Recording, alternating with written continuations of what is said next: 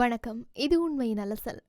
தற்போது பேசுபொருளாக இருப்பது பிள்ளையான். அந்த வகையில் பிள்ளையானிடம் அவருக்கு எதிரான மீண்டும் பல குற்றச்சாட்டுகள் தொடர்பில் விசாரணைகள் முன்னெடுக்கப்பட்டு வருவதா அமைச்சரும் அமைச்சரவை பேச்சாளருமான நலிந்த ஜெயதிச தெரிவித்திருக்கிறார். அமைச்சரவை முடிவுகளை அறிவிக்கும் செய்தியாளர் சந்திப்பில் கலந்து கொண்டு ஊடகவியலாளர்களின் கேள்விகளுக்கு பதிலளிக்கும் போதே அவர் இதனை குறிப்பிட்டுள்ளார். இது தொடர்பில் அவர் மேலும் கருத்து தெரிவிக்கையில், கிழக்கு பல்கலைக்கழகத்தின் துணைவேந்தர் கடத்தல் தொடர்பான குற்றச்சாட்டில் மாத்திரம் பிள்ளையானுக்கு எதிராக விசாரணைகள் முன்னெடுக்கப்படவில்லை. அப்போது அவர் மீதான மேலும் பல குற்றச்சாட்டுகள் தொடர்பான சாட்சியங்கள் கிடைத்து வருகின்ற நிலையில் அது குறித்தும் விசாரணை முன்னெடுக்கப்படுகின்றது. அது தொடர்பான முன்னேற்றம் எதிர்வரும் காலங்களில் காவல்துறையினரால் வெளியிடப்படும் என எதிர்பார்க்கப்படுகின்றது. பிள்ளையானிடம் மேற்கொள்ளப்படும் விசாரணைகளில் பல சம்பவங்கள் தொடர்பான தகவல்கள் வெளியாவதுடன் அவற்றில் சில சம்பவங்கள் ஒன்றுடன் ஒன்று தொடர்புடையவை ஆகும். சில குற்றச்சாட்டுகள் உயர் நீதிமன்றத்தில் விசாரிக்கப்பட்ட வழக்குகளுடன் தொடர்புடையவை ஆகும். அவை தொடர்பில் விசாரிக்கப்படுகின்றது. அதன் பிரகாரம் மேலும் 2 கைது செய்யப்பட்டிருக்கின்றார்கள். சில கொலை வழக்குகளில் அவர்கள் எந்த விதத்தில் தொடர்பை கொண்டிருந்தார்கள் என காவல்துறை விசாரித்து வருகின்றது. இதேவேளை ஏப்ரல் 21 தாக்குதல் விசாரணை என்பது மிகவும் உணர்திறன் மிக்க விடயமாகும். அதில் கர்தினால் உள்ளிட்ட பல தரப்பினர் திருப்தியடையும் வகையில் பெறுபேறுகள் கிடைத்து வருகின்றன என கூற முடியும். பிரதான சூத்திரதாரியை வெளிப்படுத்தும் பொறுப்பு நீதிமன்றத்துக்கும் குற்றப்புலனாய்வு திணைக்களத்துக்கும் பாரப்படுத்தப்பட்டுள்ளது. நிச்சயமாக விசாரணைகள் முறையாக இடம்பெறுகின்றன என்ற உத்தரவாதத்தை வழங்க முடியும். எனவே பிரதான சூத்திரதாரியை வெளிப்படுத்துவதற்கு சரியான திகதியை கூற முடியாது.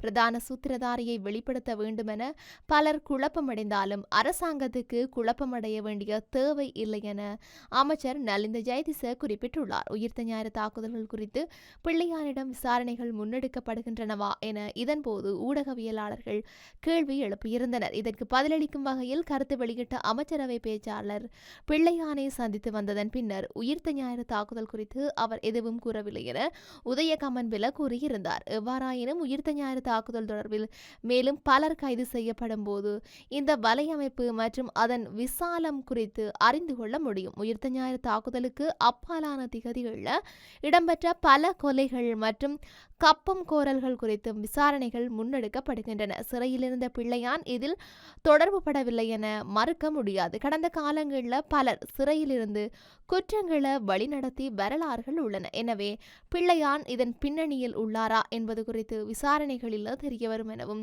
அமைச்சரவை பேச்சாளரும் அமைச்சருமான நலிந்த ஜெயதிச தெரிவித்துள்ளார். அரசியல் கொலைகள் மட்டக்களப்பில் பல போலீஸ் அதிகாரிகள் தங்கள் சொந்த அரசியல் நோக்கங்களுக்காக சுட்டுக் கொல்லப்பட்டதாக மூத்த போலீஸ் அதிகாரி ஒருவர் தெரிவித்துள்ளார்.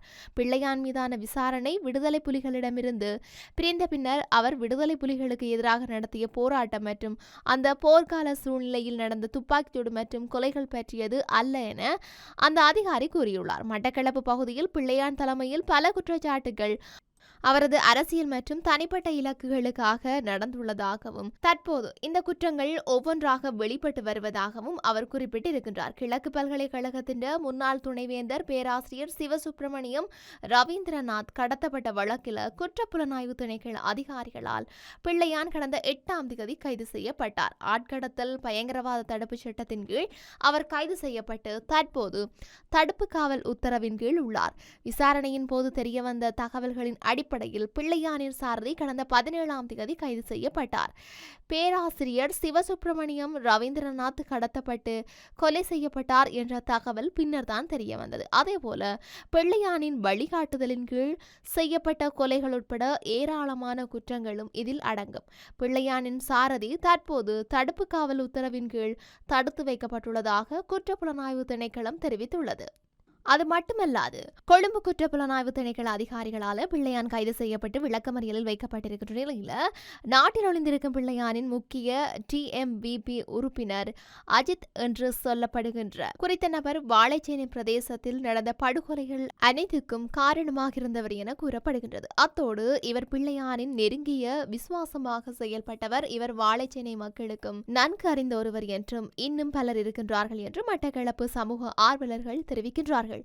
தீவிச்சேனை பகுதியில் அமைந்திருந்த பிள்ளையான் குழுவின் முகாம்களில் கடந்த காலத்தில் பல பொதுமக்கள் படுகொலை செய்யப்பட்டு மறைமுகமாக புதைக்கப்பட்டு மனித உடல்கள் மறைக்கப்பட்டிருக்கின்றது. இது தொடர்பாக சரியான விசாரணை நடத்தப்பட வேண்டும் என்று அப்போதுதான் பல உண்மைகள் கண்டறியப்படும் என்றும் சமூக ஆர்வலர்கள் கூறியிருக்கின்ற நிலையில் இவரை போன்றி பலர் பிள்ளையானுக்கு உறுதுணையாக இருந்த பலர் இன்னும் சமூகங்களில் நடமாடுவதாகவும் அவர்களையும் கைது செய்து தடுப்பு காவலில் வைத்து விசாரணை நடத்த வேண்டும் எனவும் மட்டக்களப்பு சமூக ஆர்வலர்கள் கோரிக்கை விடுத்திருக்கின்ற நிலையில் இலங்கையின் கிழக்கு பல்கலைக்கழகத்து இலங்கையின் கிழக்கு பல்கலைக்கழக முன்னாள் உபவேந்தர் பேராசிரியர் சுப்பிரமணியம் ரவீந்திரநாத் கடத்தப்பட்டு காணாமல் போன சம்பவம் தொடர்பில் பிள்ளையான் கைதானமையும் இங்கு குறிப்பிடத்தக்கது. அது மட்டுமில்லாமல் மாத்திர சிறைச்சாலையில் பதற்ற நிலை ஏற்பட்டமைக்கான காரணம் தற்போது வெளியாகியும் இருக்குது. அதாவது நேற்றிரவு ஏற்பட்ட குழப்ப நிலையை கட்டுப்படுத்துவதற்காக கண்ணீர் புகை குண்டுகள் வீசப்பட்டதாக போலீசார் தெரிவித்துள்ளார்கள். கைதிகள் சிலர் தப்பிச் செல்ல முயன்றதை அடுத்து அங்கு பதற்றமான சூழ்நிலை ஏற்பட்டது. நிலைமையை கட்டுப்படுத்த சிறைச்சாலை அதிகாரிகள் வானத்தை நோக்கி துப்பாக்கிச்சூடு நடத்தியதாகவும் தெரிவிக்கப்படுகின்றது. போதைப்பொருள் கடத்தலில் ஈடுபட்ட மிதிக்கம பகுதியைச் சேர்ந்த கைதி ஒருவர் மாத்தறை சிறைச்சாலையிலிருந்து வேறு சிறைச்சாலைக்கு மாற்ற முயன்ற போது கைதிகள் பூட்டுக்களை உடைத்து வெளியே வந்து பதற்றத்தை ஏற்படுத்தி இருக்கின்றார்கள். வெளியே வந்த முதல் கைதிகள் அடைக்கப்பட்டிருந்த கைதிகளின் பல அறைகளில் பூட்டுக்களை உடைத்து அவர்களையும் வெளியே எடுத்திருக்கிறார்கள். கூடுதலாக சிறைச்சாலையின் உள்ளே இருந்து கைதிகள் சிறையின் மீது பல கருங்கற்களை வீசியதாகவும் தெரிய வந்திருக்குது. மாத்தறை சிறைச்சாலைக்கு அருகில் உள்ள ஒரு வீட்டில் வசிப்பவர் சிறைச்சாலைக்குள் இருந்து பல துப்பாக்கிச்சூட்டு சத்தங்கள் கேட்டதாக கூறினார். எனினும் மாத்தறை சிறைச்சாலைக்கு வெளியே பாதுகாப்பை உறுதி செய்வதற்காக போலீசார் போலீஸ் சிறப்பு மோட்டார் சைக்கிள் படை மற்றும் போலீஸ் சிறப்பு அதிரடிப்படை ஆகியவை வரவழைக்கப்பட்டமையும் குறிப்பிடத்தக்கது. அவர்கள் இராணுவத்தின் ஆதரவையும் பெற்றிருக்கின்றார்கள். அத்தோடு நிலைமையை கட்டுப்படுத்த சிறப்பு அதிரடிப்படை வரவழைக்கப்பட்டுள்ளதாக போலீசார் தெரிவித்தும் இருக்கின்றார்கள். இப்படி நாட்டில் பல சம்பவங்கள் அரங்கேறி கொண்டிருக்கிற நிலையில இன்னும் நாட்டில் என்னெல்லாம் நடக்க காத்திருக்கின்றது அப்படின்னு சொல்லி நாங்களும் பொறுத்திருந்து பார்க்க வேண்டிய ஒரு தேவை இருக்கின்றது. ஆகவே மீண்டும் மற்றொரு நிகழ்ச்சியினூடாக சந்திக்கலாம். வணக்கம்.